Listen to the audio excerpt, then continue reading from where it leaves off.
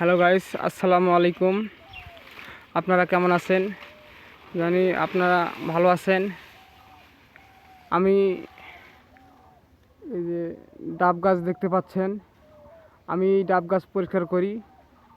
তাই যেনারা পরিষ্কার করে নিতে চান আমার পেজটি ফলো করবেন। আমার পেজটি ফলো করলে দেখতে পাবেন যে আমি কি কাজ করি। এই যে আমার ভাই আসতেছে, এই ভাই আমার হলো গাছের মালিক।